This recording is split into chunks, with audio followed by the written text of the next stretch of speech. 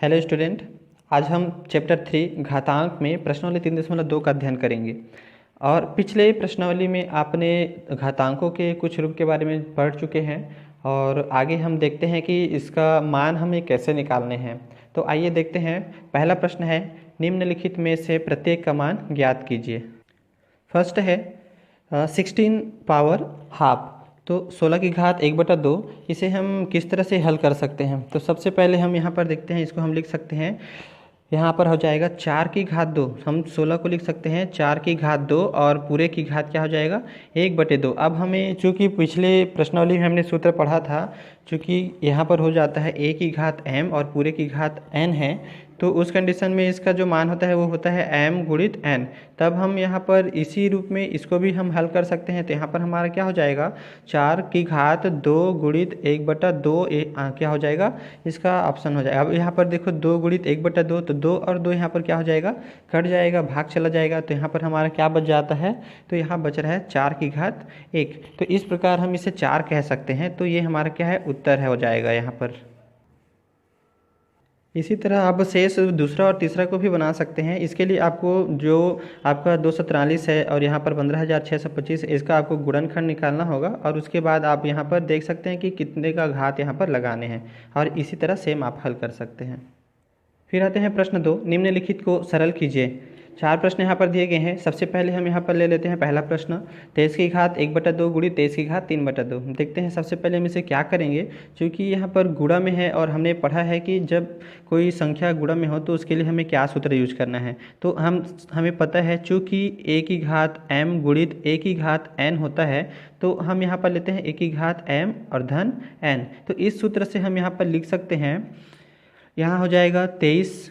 चूँकि आधार हम एक बार लिखते हैं तो यहाँ पर एक बार 23 को लिखेंगे और उसकी घातों को क्या करेंगे, जोड़ देंगे। तो यहाँ 1/2 और धन 3/2। इस प्रकार जब हम इनके घातों को हल करेंगे तो हमें यहाँ पर प्राप्त होगा 23 की घात, नीचे हमारा क्या है, दोनों की हर जो है समान है, इसलिए हम यहाँ पर एक बार लघुत्तम लेंगे और ऊपर हमारा क्या हो जाएगा 1 धन 3 हो जाएगा।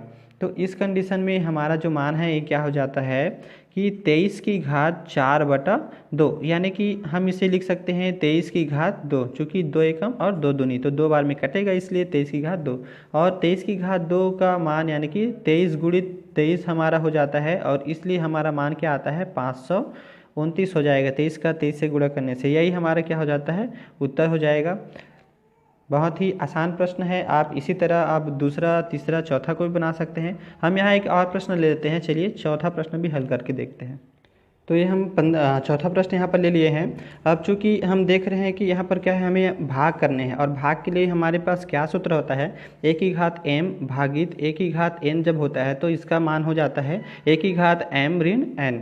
तो इस प्रकार हम इनका प्रयोग कर सकते हैं यहाँ पर। तो यहाँ हमारा मान हो जाएगा, आधार एक बार लिखेंगे, a के स्थान पर 15 है इसलिए 15, और उसके घात क्या होंगे, माइनस हो जाएंगे। तो यहाँ पर हो जाएगा 3/2 ऋण 5/2। इस प्रकार हम जब इसको सॉल्व करेंगे तो हमारा मान हो जाता है, क्योंकि लघुत्तम हमारा 2 ही आ रहा है इसलिए यहाँ पर लिखेंगे 2, और उसके बाद फिर ऊपर हमारा हो जाएगा 3 ऋण 5। तो इस प्रकार मान क्या प्राप्त हो रहा है हमें, तो यहाँ पर हो जाएगा 15 की घात, यहाँ पर हो जाएगा ऋण 2 और बटे हो जाएंगे 2, इसलिए 2 एकम 2। तो हमें मान यहाँ पर प्राप्त हो जा रहा है -1। और -1 को हम यहाँ पर क्या लिखते हैं, तो जस्ट हमें ये उल्टा है इसलिए हम इसको लिख सकते हैं 1/15। तो ये हम 1/15 भी इसको लिखा जा सकता है। तो ये हमारा क्या हो जाएगा, आंसर हो जाएगा।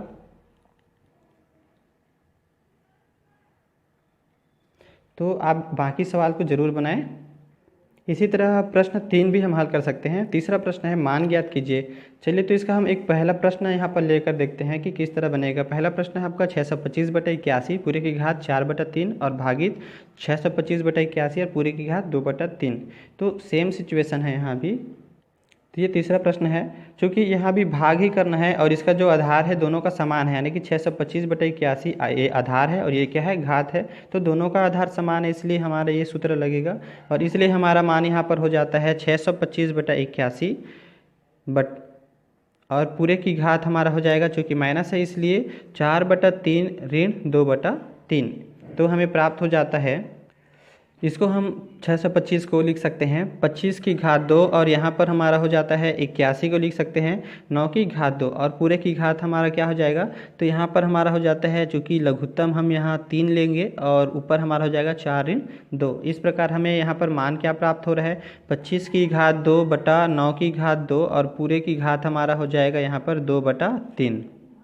इस प्रकार हम इसे लिख सकते हैं 25 बटा 9 की पूरे की घात 2 और इसके बाद बाहर में भी हमारा घात है, यहाँ पर हो जाएगा 2 बटा 3।